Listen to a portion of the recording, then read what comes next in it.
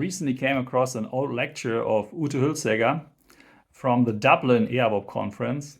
And I think that lecture really is interesting because it reveals a couple of things about her as a researcher. She really wants these mini mindfulness effects to be there, even when they are not there.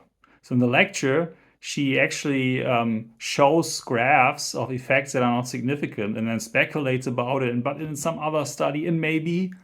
And even worse, the worst thing actually is that in almost all the studies that she shows with an intervention control group, the control group actually starts at a high level and the intervention group kind of only catches up to the control group.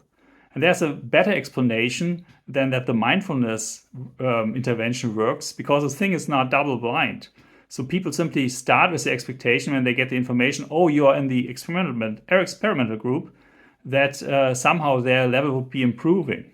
So that's basically a classic example of some sort of social expectancy effect going on, and a reason to be really critical.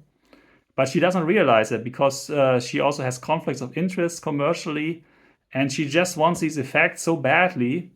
So that's really a sellout of science, so to say. And what we know is that the story actually continued, and there are now papers. One is the Hülsheger, Young and colleagues, where there are really big issues that are flagged and also said, okay, this needs to be retracted. But it just shows the overall pattern of these ideas that this mini mindfulness thing somehow works. And it's also important to be aware that it's actually not the same as Buddhism or Buddhist views of mindfulness. It's just this idea that you have this very, very slim and small thing, and it somehow is magically, but few things are magical